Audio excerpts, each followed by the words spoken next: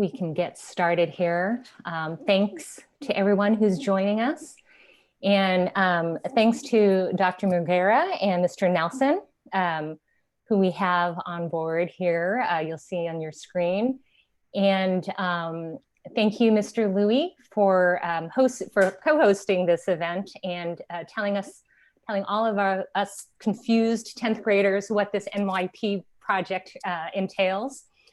Just to give you a little background about Mr. Louie, he is our new NYP coordinator. He's a veteran educator from New York, who's coming to us from New York and Florida public school systems. In Florida, he taught IB and AP courses in the English department and served as the NYP coordinator in Evans High School in Orlando. He is originally from Brooklyn and he's married and has 2 kids, including 2 college-age students who are attending school here in the DC area or DMV. He has a daughter at Howard Law School and a son at the Elliott School of International Affairs at GW.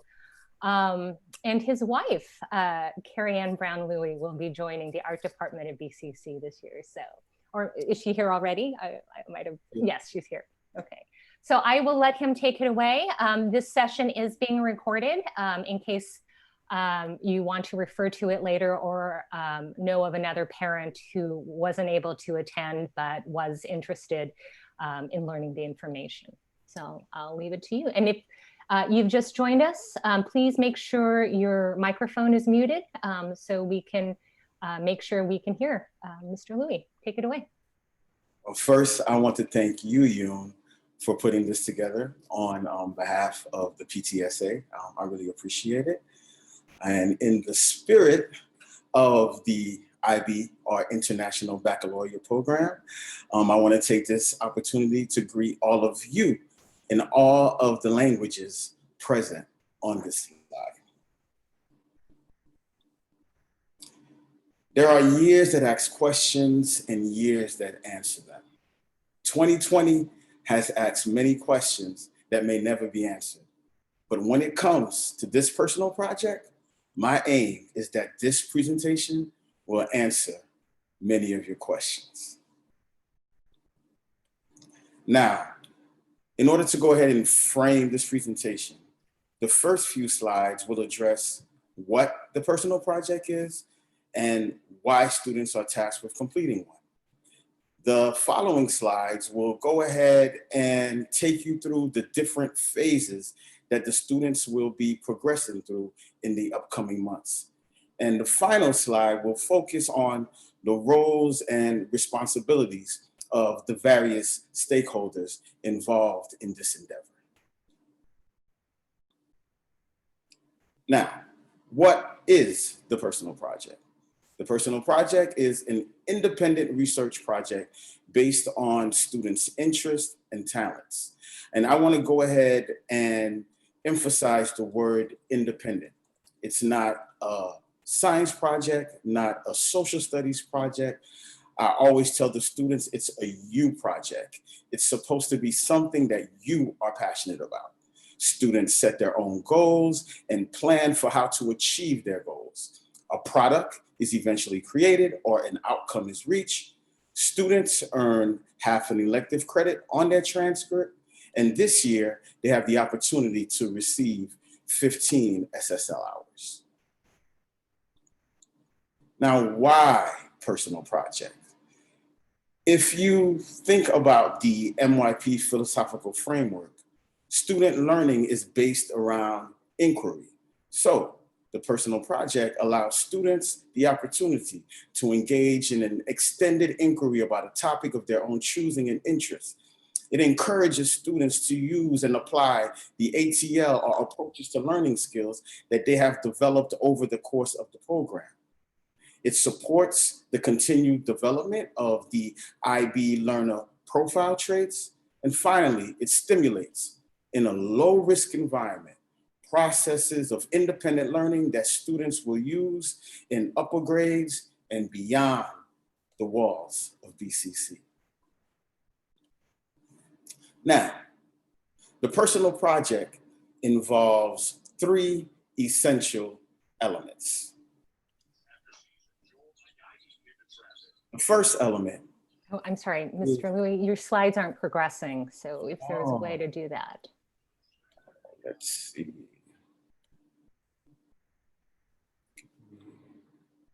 One second, I apologize for that.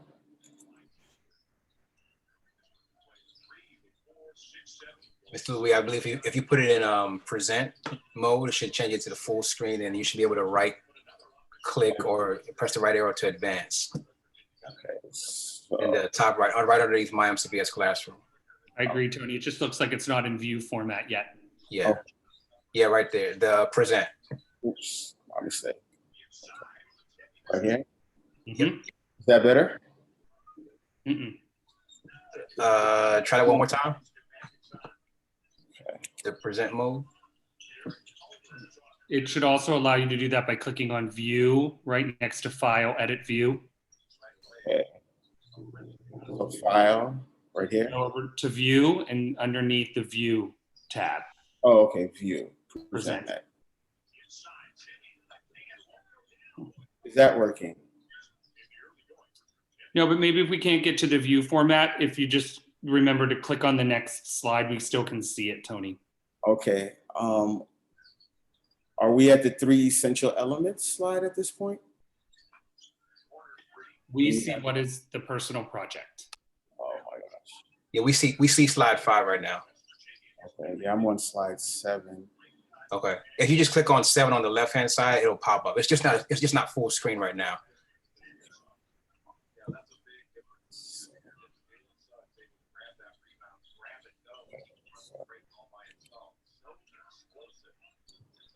Now, are you guys seeing 3 essential elements? Yes. Okay. So unfortunately, I won't be able to put it in present mode. My apologies. Technical difficulties have been a constant part of distance learning. Your children have adapted, so I'm gonna ask you guys to do the same. All right, so there are 3 essential elements that contribute to the completion of the personal project. The first is the process journal. Think of it as an ongoing record of student progress. It is maintained throughout their project. It reflects their thinking and learning along the way. It includes things like journal entries, some may be structured or unstructured, notes, pictures, etc. The main point of the process journal is to keep students on track and focused throughout the length of the project. The next essential element that contributes to completion of the personal project is the product or outcome. This can be a physical product or an outcome that is usually accompanied by a trifold board presentation. It's due towards the end of February and shared at the MYP Personal Project Showcase in March. Most likely, this will be a virtual affair. And finally, the report. This is where students compile their process journals and reflections into a reflective report that basically tells the story of the project. The report demonstrates the students' learning throughout the personal project process, and it is serves as an opportunity for reflection and self-evaluation, and that should be evident in the report. Now, the MYP follows what is known as the MYP project inquiry cycle, as you can see depicted here. Students are going to go through these 4 phases in the upcoming months. The first phase, which occurs during, which starts in December and will end probably during the midpoint of, starts in September and ends during the midpoint of December, is the investigating phase. This phase involves students deciding what topic they want to learn about, defining a clear goal and a global context, identifying prior knowledge about the topic, researching what is needed to complete the project, And finally, creating a proposal. All of this information will be presented to their supervisor during their first supervisor meeting, which will take place on December 8th. Evidence of this phase can be found in the documents on the slide. Students were tasked with creating an MYP personal project folder, which will house the majority of the documents that are listed on this slide. During the months of December and January, students will progress to the planning phase. This involves the refining of their goal and creating a set of criteria for their project, developing action steps, planning and recording the development of the project, and demonstrating self-management skills.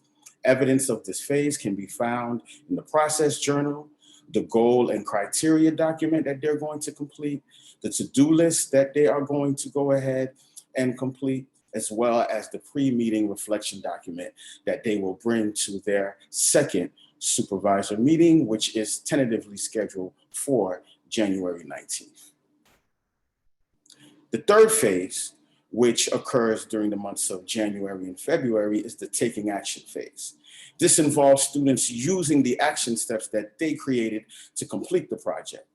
It involves them also recording the development of their project, taking autonomy and making decisions and adapting if things don't go as planned, communicating with their project supervisor and others about the status of their project and still what needs to be achieved.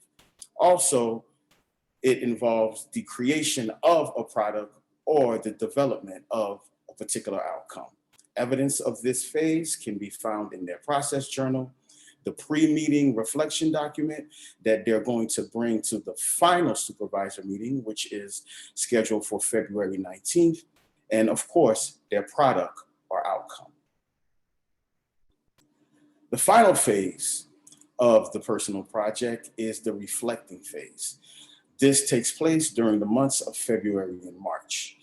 This phase involves students evaluating the product that they created or the outcome that they arrived at, reflecting on their growth of when it comes to knowledge and understanding in regards to the product that they created and the topic that they explored. And also they get a chance to go ahead and reflect on certain IB learner profile traits that were developed during the course of the project. Evidence of this phase can be found in the report.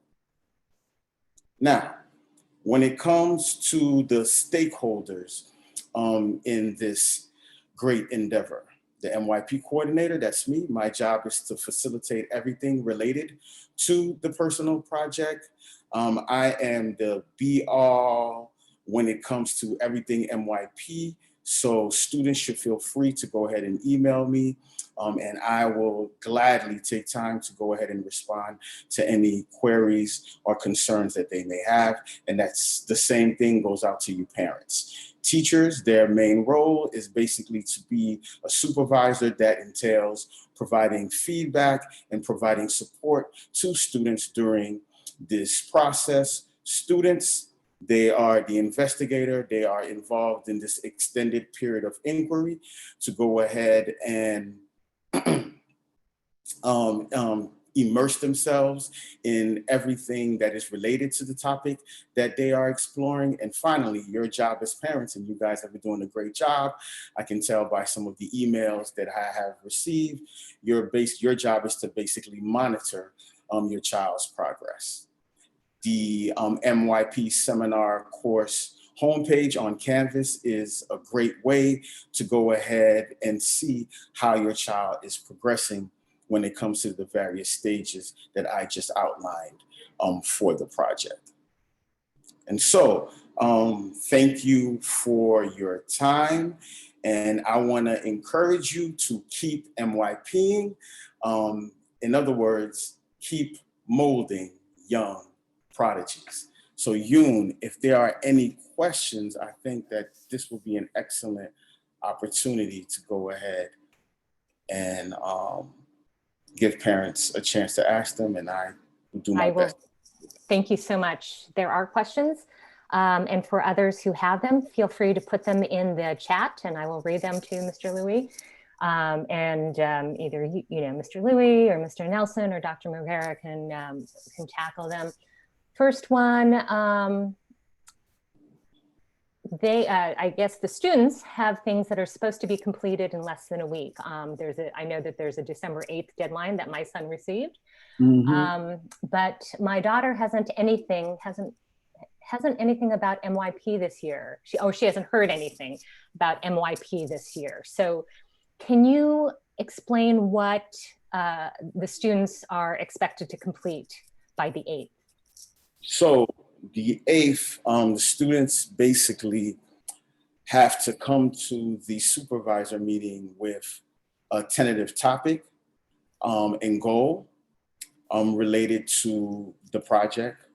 Also, they have to have decided what global context they want to explore, use to explore their personal project, and basically what supports that they're going to need going forward. Now, for many students, they answered all of those questions or went through that process when they completed their summer assignment. For someone like your daughter who did not have a chance to complete the summer assignment, I had a document entitled the Brainstorming and Goal Setting Worksheet. It's on Canvas. I can go ahead and personally send that out to your daughter, and that is the summer assignment distilled in a very easy format when it comes to them going through the process of deciding exactly what their topic is going to be. Once they decide what their topic is going to be, deciding on a goal for their project, examining the 6 global contexts and determining which global context best fits their project. And finally, coming up with engaging in the research, I should say, when it comes to deciding what sources are going to be best for investigating their project, their personal project topic. There seem to be a lot of questions about how students are to understand what they're expected to do by this first deadline and who they should contact. There is a question over who the teacher or the supervisor that's been assigned to the students. How do you find out that information? Un, may I chime in on one other point before we leave that question and talk about supervisors? Yep. I also just wanted to contextualize for all of our parents that as a supervisor working with the kids, if someone comes to me at that first meeting and they haven't quite got started yet, I'm going to say, oh, that's okay. Let me tell you about the things that you need to do. It is a really process-based approach. And I think our kids oftentimes think in how we do learning so often, which is there's a due date and you've got to just meet that due date. And that's just the way we think about it. This is a much more broad and open and inquiry-based process. So if your kids feel a little stressed at home, say it's going to be okay. And when you see your supervisor, they're probably going to advise you about the next thing that you need to do. It is possible that your son or daughter may go through 2 to 3 months of work and change their mind. And so they might go a totally different direction. So it's very open, it's very broad. So it is okay to come to a meeting with your supervisor and not quite be where everyone else is. And can one of you address how do they find out who the supervisor is, or have they already been notified? Yeah, so they have been notified. Okay. All students should have received this particular presentation, which basically breaks down everything that needs to be done when it comes to preparation for the first supervisor meeting. On slide, let's see. Yes, on slide 12 of this slide presentation is the link where students can go ahead and find out who their supervisor is.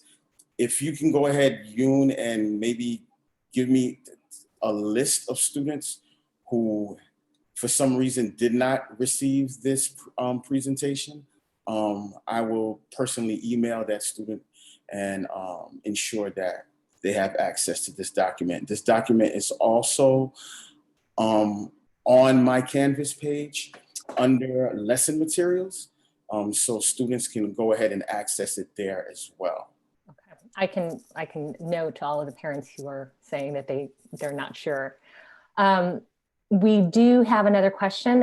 Is tonight's session only for IB students or for all students in grade 10?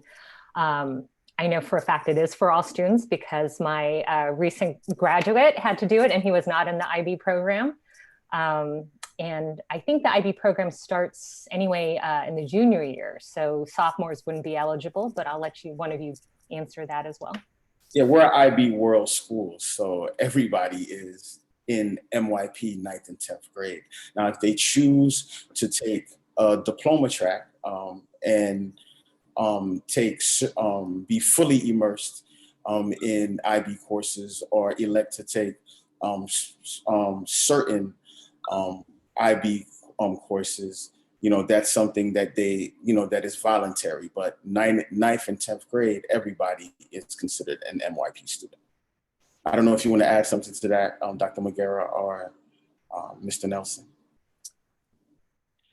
No, just what you said, that MYP is for all, so all of our students will engage in this process. There's a lot of concern that students have not done anything since the summer assignment. And just to follow up on what Mr. Nelson was saying, that's okay. Yeah, so I want to reiterate one thing that I tell my students is, keep MYPing, and I love acronyms, maintaining your poise. If you look at this slide, the investigating phase basically is a 3-month process.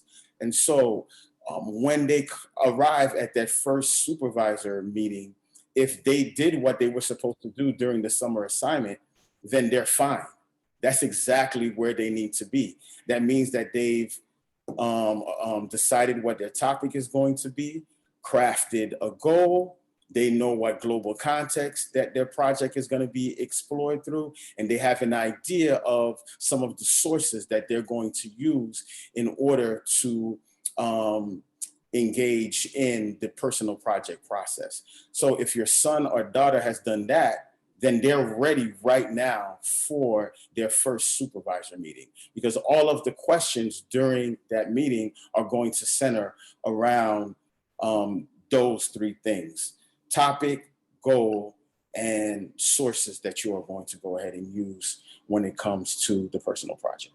Okay, and then there's a question about accessing Canvas. Can Canvas be accessed through Parent View?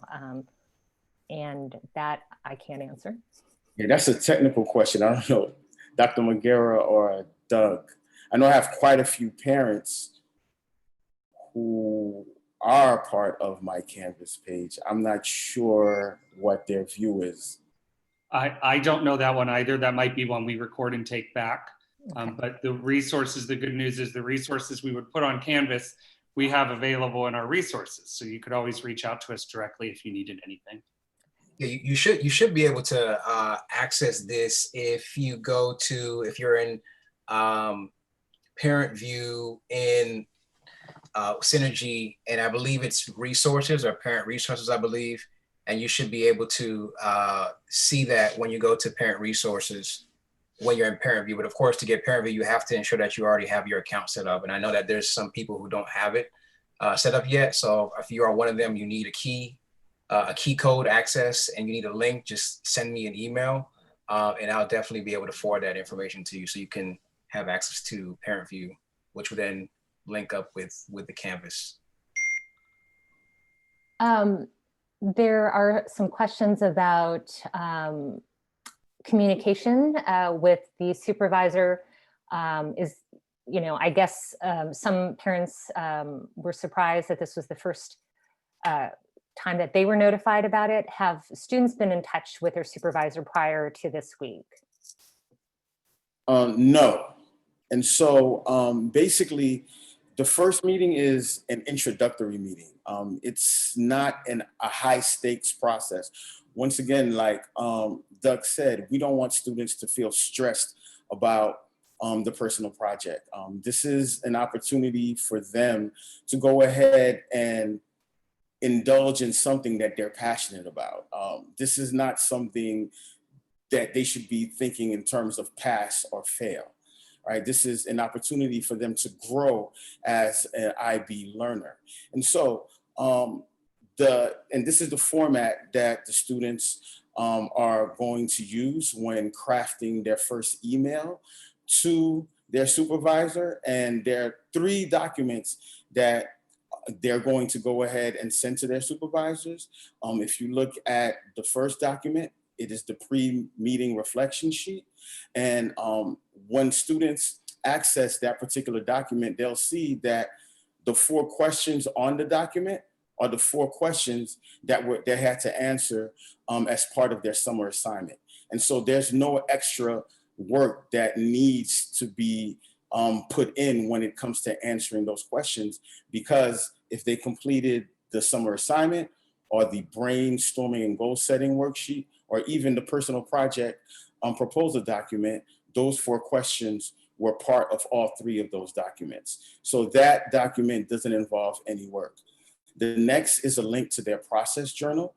All they needed to do with that is basically copy the template and provide their supervisor with a copy of that. So the supervisor basically can monitor it periodically during the personal project process. Now, if the student arrives and they did not complete the first 2 unstructured journal entries, that's fine. It's an opportunity for them to go ahead and discuss with their supervisor exactly where they are and where they need to go going forward. And so basically, all they're doing here is basically providing their supervisor with access to that document. If they don't have a chance to go ahead and complete the first 2 prompts, that's no problem. They have, basically the entire month to do that. And the final link that they needed to provide, the final thing that they needed to provide to their supervisor on this email is basically any specific things that they need help with. So the supervisor is prepared when the first meeting occurs to address some of the concerns or needs that the student may have. Okay, I know that there's still more questions about being informed, who their supervisor is. From my, just kind of summing up what you said, all students did get an email from their supervisor, so they should be aware of where they can access this information, and they can communicate with this person, from here on through the deadline. Mr. Nelson? Yeah, I would just jump in. One thing that I want everyone to be aware of, because we're getting some questions about, there hasn't been anything since summer. Behind the scenes, what's happening is we're training all our teachers for that supervisor. We're getting them assigned and getting those logistics out there. So that's okay. That is the timeline that we use at BCC. One thing I did want to say is I haven't emailed my group yet because we got our instructions for meeting number 1 this week. So that'll be happening. Supervisors will be setting up those meetings, and correct me if I'm out of line here, Mr. Lewis, but all of those gears are turning now. So if you ask your child, have you been in touch with your supervisor? And they say, no, that's okay. That will be set up and you're getting that information now. Please do not worry. Yeah.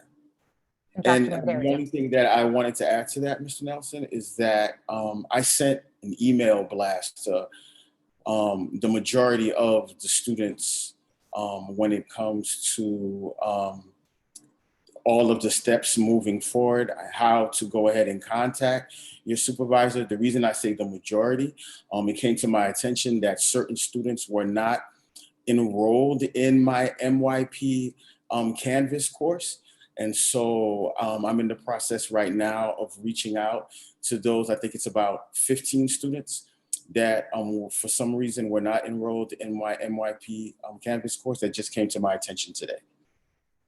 So I just wanted to add on that. Thank you for that clarification. So the students, just for parents to understand, the students should be enrolled in the courses, and Mr. Lewis pointed out, that there were some that were not added, so we're in the process of adding them to that. In addition, that is where, correct me if I'm wrong, they can also find the spreadsheet for the supervisors. Or did that come through the email, Tony?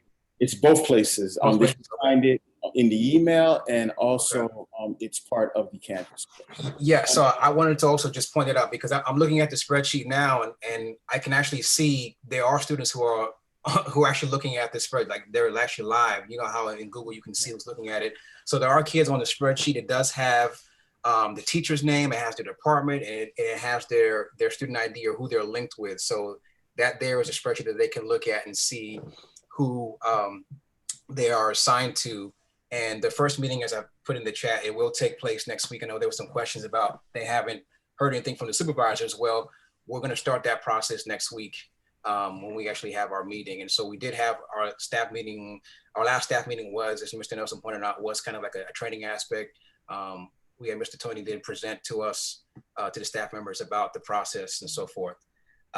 So one of the things I do want to chime in on here, I do see something about some email. Unfortunately, because of COVID, this is the way we have to communicate through Zoom and through emails.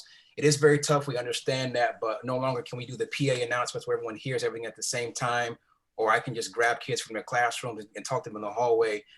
It is important that we want to reiterate that all parents assist their students in even checking their email, because that is the way we communicate, and it has to be through their student email. So I know a lot of times students like to send things from their personal email accounts, but the official channel of communication from student to admin or the teacher should be through their MCPS account, because that's how we share things and that's how things are able to be monitored and so forth. This is exactly why I'm able to see how many kids are looking at the document now, because of that reason. So it is a tough task, but it's something that we have to kind of just collectively work on as a BCC community.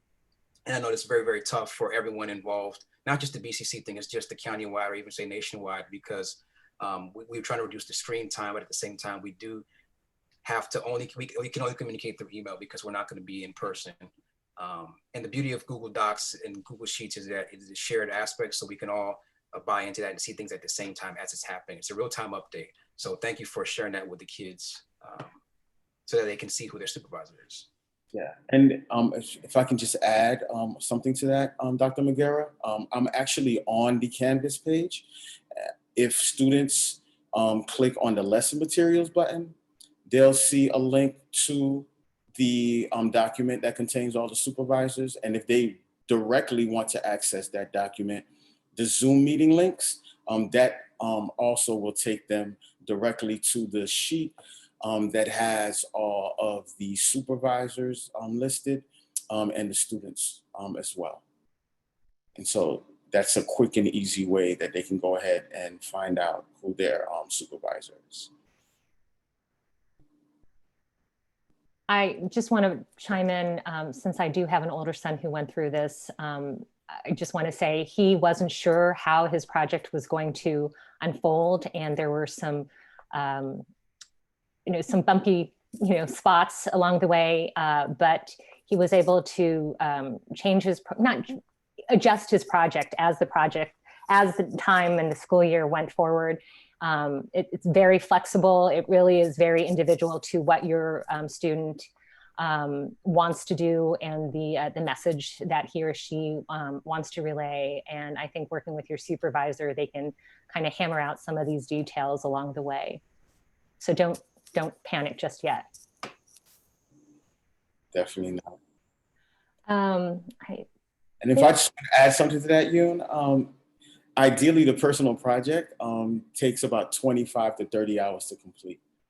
So we have December all the way till mid-March to go through this process. And so, as you said, there's definitely time for flexibility, changing your mind. I don't want anybody to go ahead and look at this as something that is a high stakes endeavor. It's definitely a low stakes way of students basically researching something that they are truly excited about and want to learn about. see, are there, I don't think there's any more specific questions about the project. Any final suggestions or tips that you three would, anybody would like to add before we close? There was a question about the trifold. Oh, here it is. How will students present their projects virtually? That is a good question. Is there a virtual alternative to the trifold poster? And this is a reference to in years past. They had to present their project, kind of like in a school. I can't remember if it was in the auditorium, kind of like a science fair presentation. So you had a trifold with, in my son's case, he made a film. And so he had stills from the film and explained each project step along the way. So is there going to be an alternative given the conditions and the settings of the year? So coincidentally, I'm having a meeting with my fellow coordinators tomorrow, and that is one item on the agenda. So we're still trying to figure out exactly how that's going to happen given, our distance learning reality. And so there'll be updates regarding that process as we near that particular phase of the project. Let's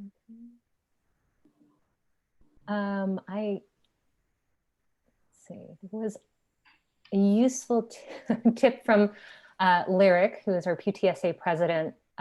She notes that the PTSA hosted a really helpful student email session. I know it's very overwhelming for kids right now. My older student still doesn't check his email as often as he should. So the presentation was taped and posted to the email channel. So you might want to check it out if you need advice on how to organize and have your student check his or her email. I don't see any more questions that we've missed. I have one that I think might be informative. This one is about following up with supervisors to make sure that students are doing assignments. So this is a good one as a supervisor. It's worked with kids for a number of years. As a former teacher, I'm sure as a parent, what we want to do is make sure that our kids are basically stepping through and checking off those boxes, that they're getting through what they need to do. And it's good to circle back to something I said earlier. This is a very different type of project when it comes to that. So your supervisor is really your child's coach. And they're not necessarily going to be saying things like, you missed that deadline. I expect that in tomorrow because you didn't get that done.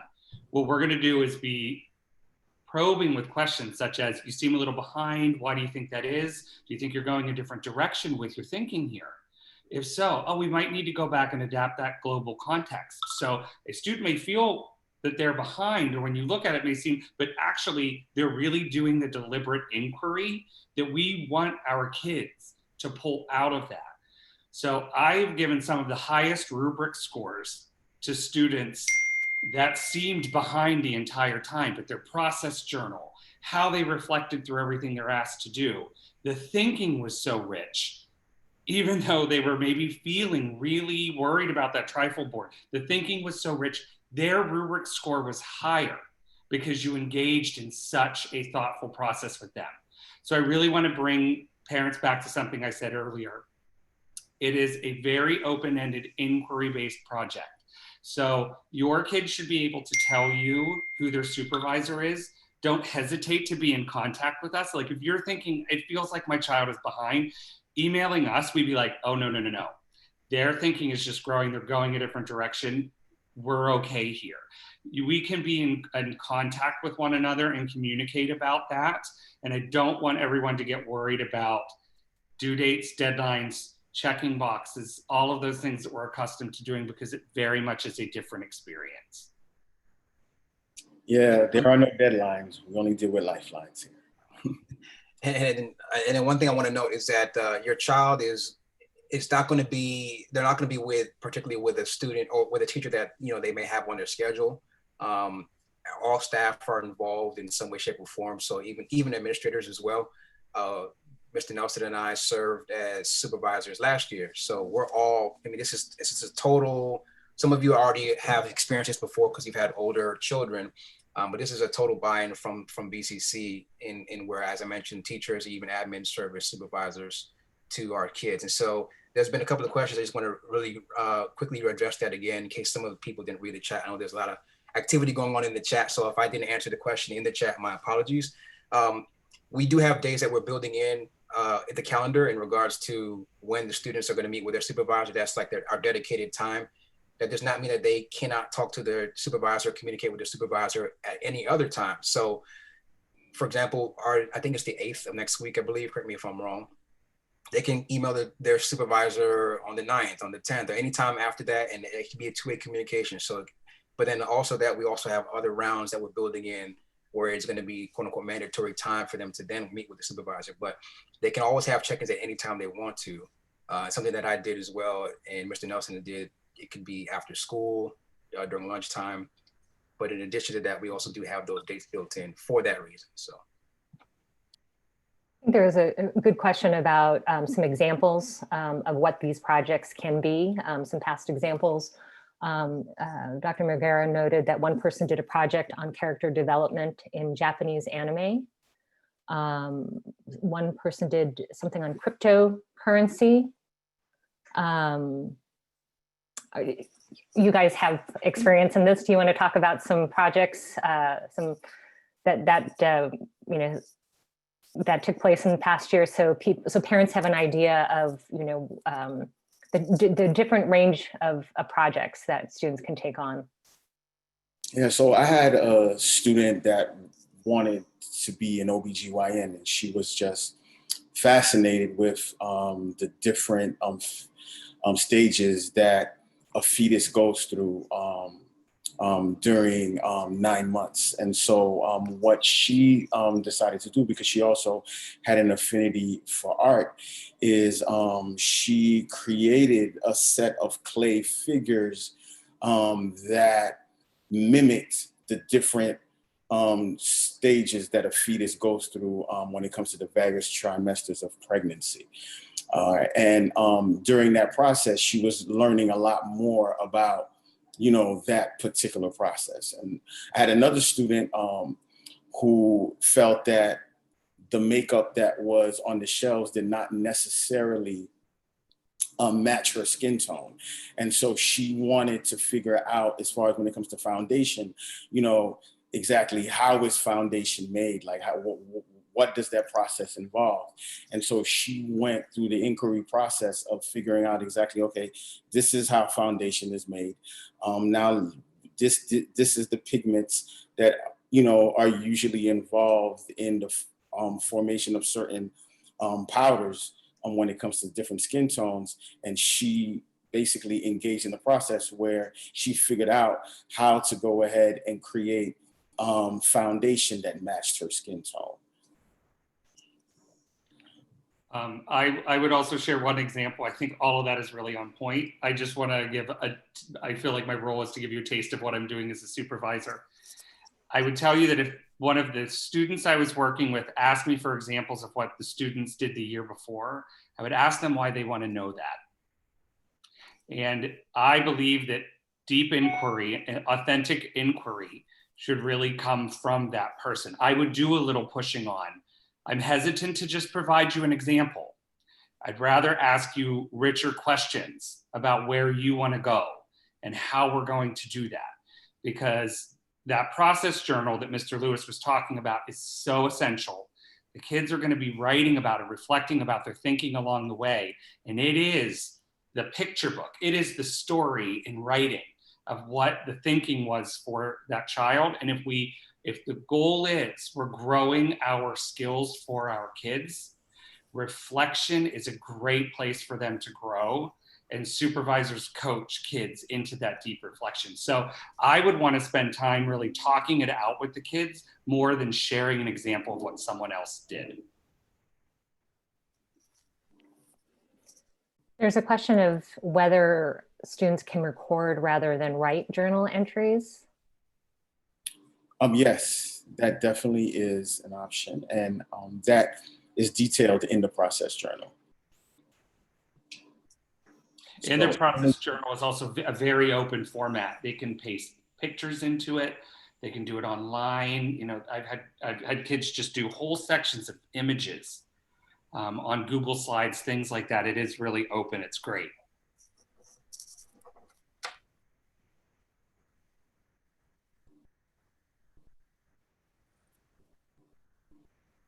Okay. Keep them coming. That's why we're here. There's the same question, a similar question about the scale of effort. I think you mentioned just how many hours of work this process will entail from now until the end, until the presentation. You know, so people don't cram, so students don't cram at the very end, you know, or do it in spurts, or is that normal? Certain students tend to go ahead and cram, but the Canvas course is an excellent opportunity for them to basically maintain a schedule. And so the modules are designed to give students basically a timeline when it comes to exactly when things are due. Now, like I said, this is flex, as it was mentioned before, and I think Mr. Nelson definitely made a great point emphasizing this. If students miss a particular milestone, that's fine. We'll make sure that they get to where they need to be during the supervisor check-ins.